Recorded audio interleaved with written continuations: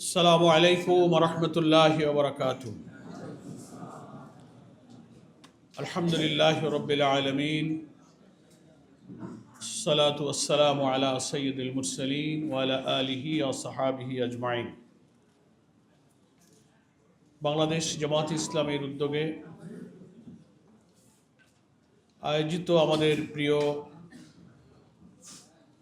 শরীফ ওসমান বিন হাদির জন্য আজকের এই দোয়ার মাহফিলে সম্মানিত জামাতের কেন্দ্রীয় এবং মহানগরী নেতৃবৃন্দ, আপনারা দেখলেন যিনি বক্তব্য রাখলেন শরীফ ওসমান বিন হাদির ভাই শরীফ উমর বিন হাদি। তার হৃদয়ের সমস্ত আবেগ এবং বেদনা মথিত ভাষায় তিনি আমাদের মাঝে বক্তব্য রেখেছেন। সাংবাদিক বন্ধুগণ উপস্থিত আছেন এবং আমার প্রিয় সুধীমণ্ডলী এবং দেশবাসী, আল্লাহর কাছে আমরা সকলে মিলে শুকরিয়া জানাচ্ছি যে তিনি একজন নেক মানুষের জন্য, একজন শহীদের জন্য আমাদের শিক্ষা এবং তার শাহাদাত মঞ্জুরের জন্য আজকের এই দোয়ার মজলিসে আমাদের শরীক হওয়ার তৌফিক দান করেছেন। এই জন্য আমরা আল্লাহর কাছে শুকরিয়া আদায় করছি, আলহামদুলিল্লাহ। শরীফ ওসমান বিন হাদি মর্যাদা, সম্মান, বীর এবং শ্রেষ্ঠত্বের শির উঁচু করে এসে আমাদের কাছ থেকে বিদায় নিয়েছে। গতকালকের জানাজা সারা দেশ এবং দুনিয়ায় মানুষ যেভাবে তার জন্য দোয়া করেছে, অশ্রুসিক্ত হয়েছে, সেটা প্রমাণ করে যে ওসমান বিন হাদি ছিলেন একজন সৌভাগ্যবান শহীদ। হাদিসের ভাষা অনুযায়ী একজন মুমিনের পরিচয় হলো নেফাকি থেকে বেঁচে যারা মুমিন হিসেবে বাঁচতে চায় তার হৃদয়ে শাহাদাতের আকাঙ্ক্ষা থাকতে হয়। আমরা তো ওসমান হাদিকে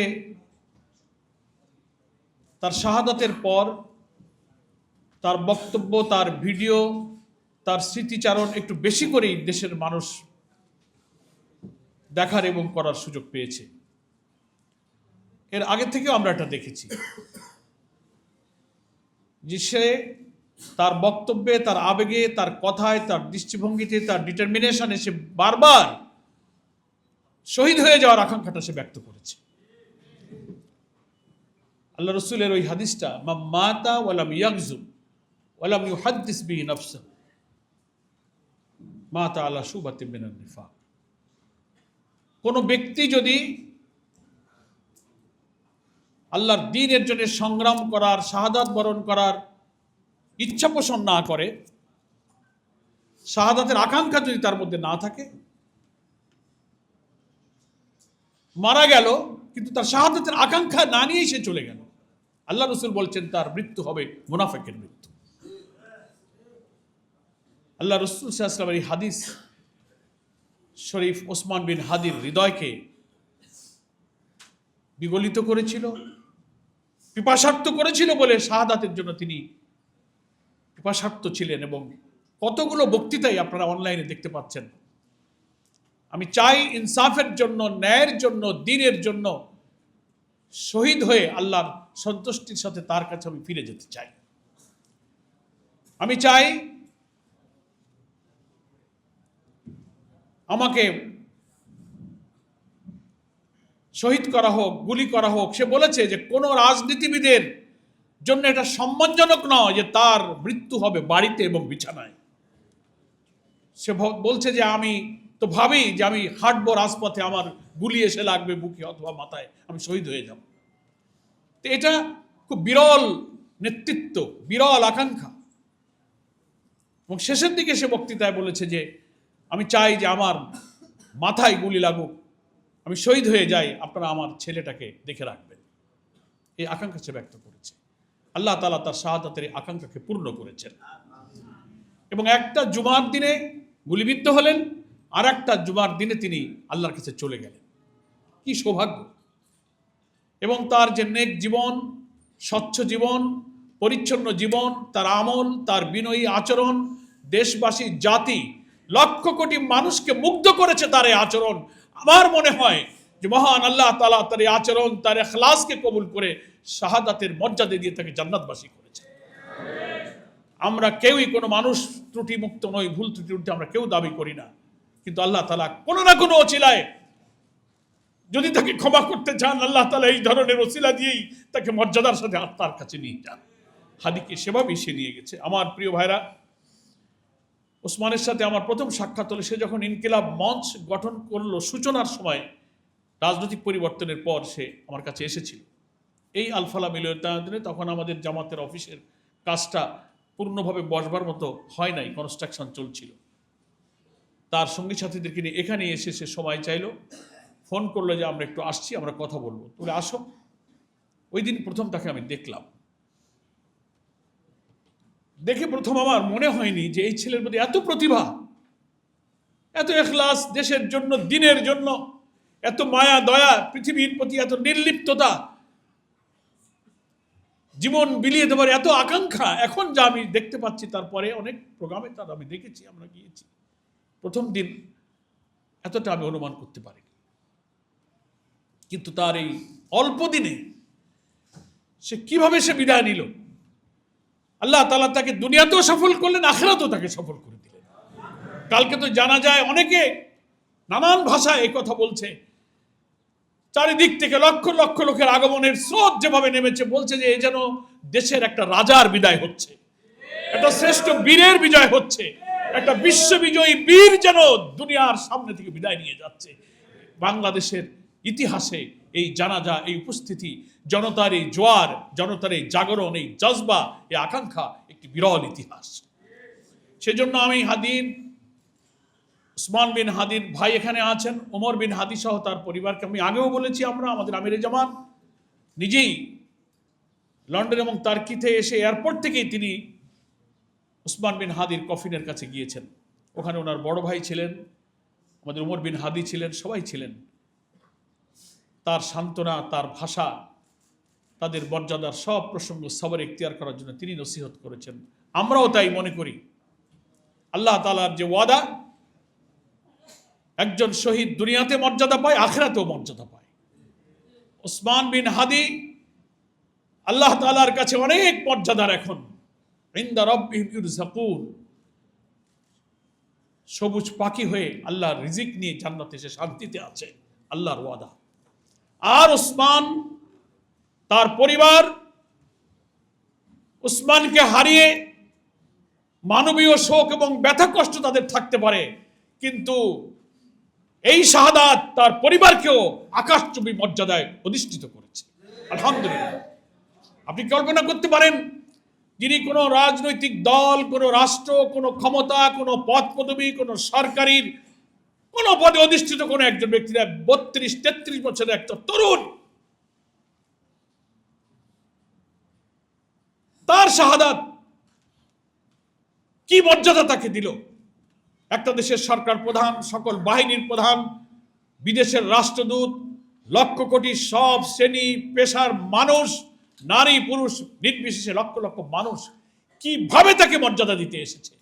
আমি মনে করি একদিকে ওসমান যেমন জান্নাতে আছে, অপরদিকে ওসমানের পরিবার, তার শিশু, তার বিধবা স্ত্রী, তার মা, তার ভাই বোনেরা মানুষের দোয়া পেয়েছে।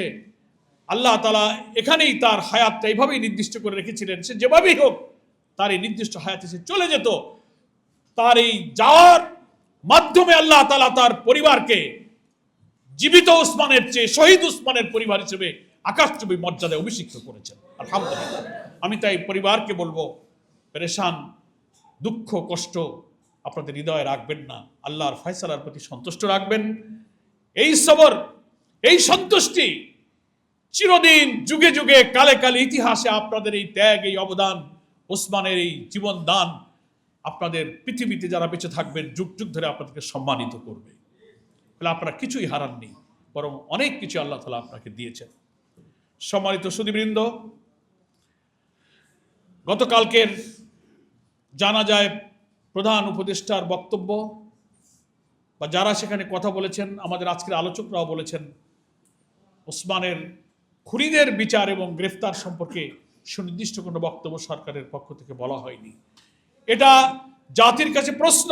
সরকারের এই নীরবতা, আইন মন্ত্রণালয়, স্বরাষ্ট্র মন্ত্রণালয়, সরকার প্রধান, ইন্টেলিজেন্স, অনেক ইন্টেলিজেন্স গভর্নমেন্টের, দুনিয়ার আন্তর্জাতিক নানান তথ্য প্রযুক্তি, উপায় উপকরণ, লজিস্টিক সাপোর্ট দিয়ে সরকারি রাজস্বের হাজার হাজার কোটি টাকা দিয়ে এইসব গোয়েন্দা বিভাগ, এইসব ইন্টেলিজেন্স এজেন্সিকে সাজানো হয়েছে। কিন্তু এই প্রশ্নের কোনো জবাব সরকার আজও দিল না। 2টার দিকে তার গুলি হলো, আর রাত 8টার দিকে সারা দেশের বিভিন্ন চেক পয়েন্টে চেকপোস্ট বসানো হলো। 2টা থেকে রাত 8টা, এই 6 ঘন্টা কেন ফ্রি করে দেওয়া হলো? খুনিরা অবাধে সীমান্ত পাড়ি দিয়ে ভারতে চলে যেতে পারে। এই সুযোগ করে দেওয়ার পেছনে কি গোয়েন্দাদের মধ্যে লুকিয়ে থাকা ফ্যাসিস্টদের কোনো সহযোগী ছিল কিনা? এই প্রশ্ন জাতির মধ্যে উঠে। এই জাতীয় প্রশ্নের জবাব কে দেবে? এই প্রশ্নের জবাব কে দেবে? 6 ঘন্টা কেন বিলম্ব করা হলো? ওসমানকে কে না চিনত?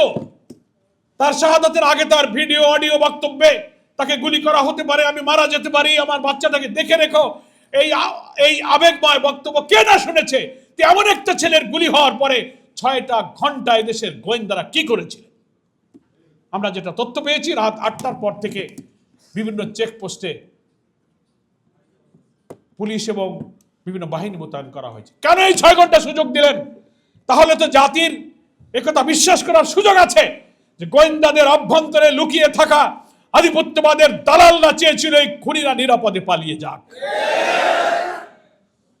গতকালকে ইনকিলাব মঞ্চের সেক্রেটারি জাবের তার বক্তব্যে একটা দাবি করেছে, অনেক বক্তব্য দিয়েছে, একটা দাবি করেছে, 24 ঘন্টার সময় দিয়ে এসে বলেছে সরকারকে জাতির কাছে অন্তত বলতে হবে ওসমানের খুনিদের গ্রেফতার করার জন্য এই পর্যন্ত সরকার কি কি ব্যবস্থা নিয়েছে, কোথায় দুর্বলতা, কি করতে পেরেছেন, জাতি সেই তথ্যটা জানতে চায়। আপনারা 24 ঘন্টা যেতে আর মাত্র কয়েক ঘন্টা সময় আছে। ইনকিলাব মঞ্চের এই দাবির সাথে আমরা আজকে জামাত ইসলামী প্রকৃত খুনিদের গ্রেফতারের ব্যাপারে অন্তর্বর্তীকালীন সরকার কি পদক্ষেপ নিয়েছে, কেন ব্যর্থ হয়েছে, কারা অবহেলা করেছে, কি পদক্ষেপ নিচ্ছেন, আপনারা জাতির সামনে আপনাদের এই বক্তব্য তুলে ধরুন। যদি তা না ধরেন তাহলে এই বিশ্বাসে জাতি করবে যারা ওসমানকে খুন করেছে, ওসমানের খুনিদের পালিয়ে যেতে, তার সহযোগীদেরকে প্রশ্রয় দিতে প্রশাসনের মধ্যে ফ্যাসিস্টদের সেই সব সহযোগীরা লুকিয়ে আছে। আপনারা দেখেও জেনেও না জানার, না দেখার ভান করছেন। এই বিশ্বাস এই জাতি করবে। ফলে সরকারের কর্তব্য হয়ে দাঁড়িয়েছে জাতির কাছে ওসমানের খুনিদের গ্রেফতারের জন্য কি কি পদক্ষেপ নিয়েছেন। সরকার যদি কোনো ব্যর্থতা থাকে, কোনো গোয়েন্দা কর্মকর্তা যদি দায়িত্ব পালনে ব্যর্থ হন, জাতির কাছে বলেন, তার দায়িত্ব থেকে তাকে অব্যাহতি দেন, তার জন্য শাস্তির ব্যবস্থা করেন।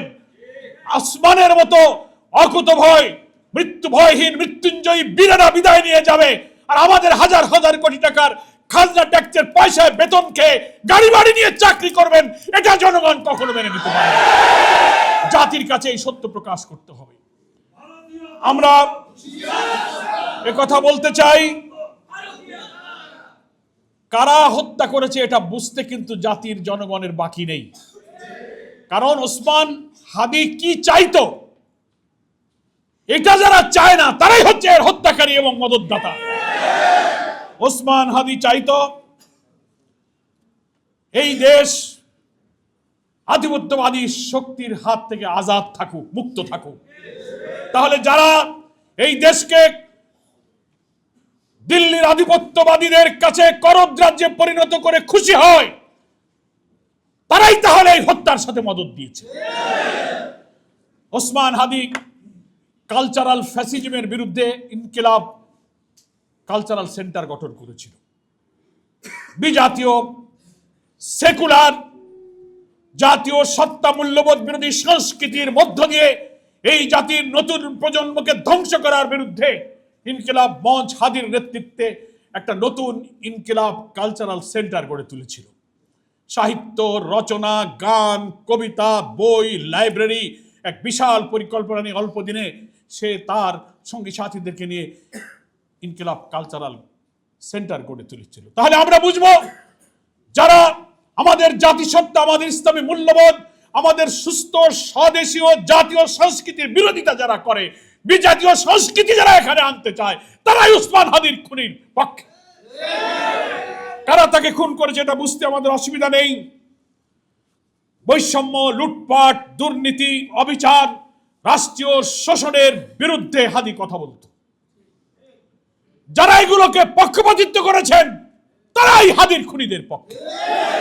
এসব অঙ্ক জাতি 2 আর 2 4 হয়, এই অঙ্ক সহজেই বোঝা যায় নাকি বলেন? ফলে আপনাদেরকে বলা হচ্ছে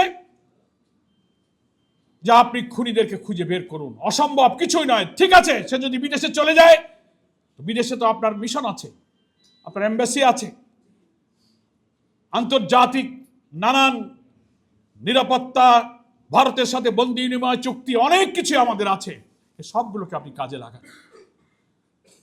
জাতির এই আকাঙ্ক্ষা পূরণ করা এখন অন্তর্বর্তীকালীন সরকারের দায়িত্ব। আমরা শুনতে পেরেছি জাতিসংঘ, মিডিয়াতে আসছে, জাতিসংঘ এই উসমান বিন হাদির হত্যাকাণ্ডের তদন্তের জন্য আগ্রহ প্রকাশ করেছে। প্রয়োজনে তাদের লজিস্টিক সাপোর্ট নিন, নিরপেক্ষ তদন্ত করুন। কই এখনো তো এত বড় একটা ঘটনায় কত লক্ষ লোক কালকে জানাজা এসেছে, এত গণদাবি উচ্চ কণ্ঠে আকাশে বাতাসে মুখরিত হলো। প্রধান উপদেষ্টা তো কালকে বলতে পারতেন যে আমরা একটা বিচার বিভাগীয় তদন্ত করে এতদিনের মধ্যে তদন্ত করবো, আপনারা শান্ত থাকুন, একটা বক্তব্য তো দিতে পারতেন, কিন্তু তা আপনারা দেন নাই। ফলে আপনি কোনো পদক্ষেপ গ্রহণ করেননি।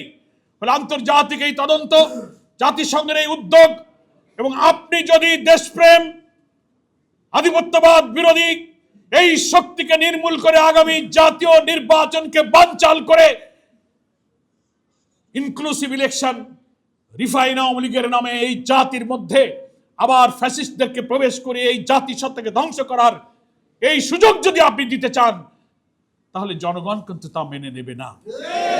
আপনার প্রতি আমাদের এখনো আস্থা আছে, আমরা আস্থা রাখতে চাই, কারণ আপনি ইচ্ছা করে ক্ষমতায় আসেননি, এবং ক্ষমতায় আসার পরে জাতিকে কথাও বলেছেন যে আমি ক্ষমতায় থাকতে চাই না, আমার দায়িত্ব পালন করে আমি চলে যাব। আপনার এই বিরল মানসিকতার জন্য আপনাকে আমরা ধন্যবাদ জানাই। কিন্তু আপনি উসমান হাদির জানাজায় যে প্রতিশ্রুতি দিয়েছেন যে প্রিয় হাদি, আমরা তোমাকে বিদায় জানাতে আসিনি, আমরা তোমার কাছে শপথ নিতে এসেছি, ওয়াদা করতে এসেছি, সেই ওয়াদাটা আপনি করুন।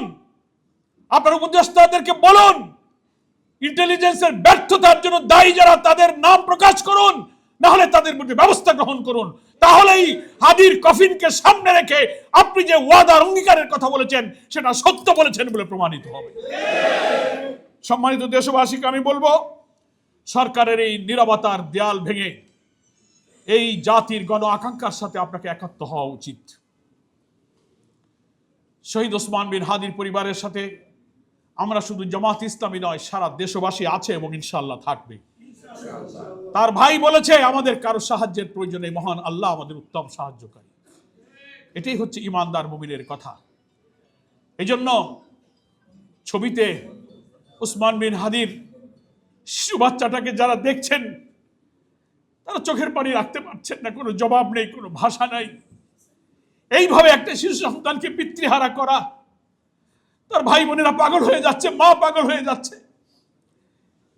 কিন্তু আমাদের প্রশাসনের যন্ত্রে, ইন্টেলিজেন্সে যারা আছেন, এই চোখের পানি, এই শোক, এই শিশু তাদের হৃদয়কে স্পর্শ করতে পারছে না। এত নিষ্ঠুর, এত পাষাণ হৃদয়ের লোক যারা আমাদের জাতির শ্রেষ্ঠ সন্তানকে হত্যা করে।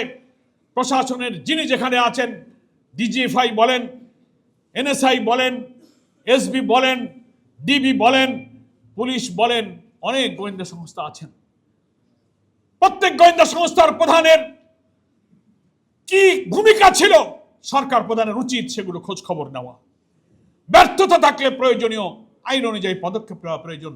জাতির কাছে নিশ্চয়ই আপনার একটা বক্তব্য দিতে হবে, যেটা গতকালকে লক্ষ লক্ষ দেশবাসীর সামনে ইনকিলাব মঞ্চের পক্ষ থেকে তার সেক্রেটারি দাবি করেছে। প্রিয় ভাইরা, আজকে এটা আমাদের দোয়ার মাহফিল। সম্মানিত আমিরে জামাত ডক্টর শফিকুর রহমান এখানে প্রধান অতিথি হিসেবে থেকে আমাদের দিয়ে দোয়া করবেন, এটাই আমাদের প্রোগ্রাম ছিল। কিছুক্ষণ আগে উনি ফোন করেছেন। এত সফর এবং এত বিরামহীন পরিশ্রম, আজকে আবার ফজরের নামাজ ঢাকা বিশ্ববিদ্যালয়ে উনি মসজিদে জামাতে আদায় করেছেন। আমরাও সাথে ছিলাম ওসমান বিন হাদির কবরটা জিয়ারত করার জন্য। আরও প্রোগ্রাম আছে বিকালে, এই জন্য উনি আমাকে বললেন যে আমার একটু বিশ্রাম প্রয়োজন ছিল। জানেন তো, দারুণ রকম হার্ট সার্জারি হয়েছে ওনার। তারপর থেকে যেভাবে উনি ছুটছেন, এরকম অপারেশন, এরকম অসুস্থ লোক এইভাবে ছোটে না, কিন্তু বহু মাস বিশ্রামে থাকে। আলহামদুলিল্লাহ, অল্প দিনেই তিনি কিন্তু ফুল স্পিডে কাজে নেমে গেছেন। উনি সালাম দিয়েছেন, আপনারা ওনার জন্য দোয়া করবেন। এবং আমি আজকের এই আলোচনা সভায় এবং দোয়ায় যারা এসেছেন, ঢাকা মহানগরীর উত্তর এবং দক্ষিণের সম্মানিত আমির এবং নেতৃবৃন্দ, সুদীবৃন্দ, কেন্দ্রীয় নেতৃবৃন্দ অনেকে আছেন। আগামী জাতীয় সংসদ নির্বাচনে ঢাকার বিভিন্ন আসন থেকে আমরা মনোনীত প্রার্থীরা এখানে আছেন, সুদীবৃন্দ আছেন। আমাদের প্রিয় শহীদ ওসমান বিন হাদির বড় ভাই শরীফ উমর বিন হাদি এখানে উপস্থিত আছেন। বাংলাদেশ জামাত ইসলামীর সম্মানিত আমির ডক্টর শফিকুর রহমানের পক্ষ থেকে আমরা আন্তরিকভাবে তাদের প্রতি কৃতজ্ঞতা জানাচ্ছি এবং শুকরিয়া জানাচ্ছি। এখন দোয়া হবে। আপনাদেরকে আমরা এই কথাই বলবো, এটা বুঝতে হবে, নির্বাচনের তফসিল যেদিন ঘোষণা হয়েছে তার পরের দিন কিন্তু হাদিকে শুট করা হয়েছে। খেয়াল করেছেন আপনারা? এবং আল জাজিরার সাংবাদিক, কি নাম, কি শায়ের, জুলকারনাইন শায়েরের একটা টেলিগ্রাম কনফারেন্স আওয়ামী লীগের নানান নেতাদের ভাইরাল হয়েছে, দেখেছেন তো আপনারা? দেশি বিদেশি অনেক আওয়ামী লীগের নেতারা সেখানে বক্তব্য রাখতেছেন। 9 তারিখে সেই মিটিং, তারা বলতেছে, আওয়ামী লীগের লোকদের অভয় দিচ্ছে যে আমরা লোক ঢোকাই দিয়েছি, আমরা লাইসেন্স পেয়ে গেছি, অসুবিধা নাই, তোমরা কাজ চালায় যাও, আমরা আমাদের কাজ শুরু করে দিয়েছি। তারপরের দিনই হাদিকে শুট করা হয়েছে। ইলেকশনের তফসিলের পরদিন আমরা তো বিস্মিত। চিফ ইলেকশন কমিশনার বললেন, ওসমান বিন হাদির হামলাকে বললেন এটা একটা বিচ্ছিন্ন ঘটনা। আমরা লজ্জিত, সরকারের একটি সাংবিধানিক পদে অধিষ্ঠিত থেকে আফটার ডিক্লারেশন অফ শিডিউল একজন এমপি পদপ্রার্থীর উপরে গুলিবর্ষণ করা কখনো বিচ্ছিন্ন ঘটনা হতে পারে না। আপনি আইন জানেন, আপনি কি করে কথা বলতে পারলেন? তফসিল ঘোষণার পর ল এনফোর্সিং এজেন্সি সহ প্রশাসন, জনপ্রশাসনের সব কিছুর রদ বদল, পোস্টিং ব্যবস্থা, আইনি সব এখতিয়ার কিন্তু ইলেকশন কমিশনের হাতে অর্পণ হয়ে যায়। আপনি এটাকে বিচ্ছিন্ন ঘটনা বললেন? আপনারই তো উচিত ছিল, সে তো একজন ঘোষিত প্রার্থী ছিল, কে তাকে গুলি করলো সরকারের উপরে আপনি বলতে পারতেন। এটা তদন্ত, ল এনফোর্সিং এজেন্সি তো এখন আপনার হাতে। আপনার কি নির্দেশনা ছিল? ফলে head of the government, head of the election commissioner, দুজনেরই কিন্তু এখানে দায় আছে। এ দায় আপনারা কেউ এড়াতে পারবেন না, আপনাদের দায়িত্ব পালন করতে হবে। ফলে আমি মনে করি নির্বাচনের তফসিল ঘোষণার পর দিনে এই হত্যাকাণ্ড শুরু হওয়ার অর্থ হলো এটা বিচ্ছিন্ন নয়, এটা একটা প্যাকেজ প্রোগ্রাম, আরো সিরিয়াল হয়তো করা হয়েছে।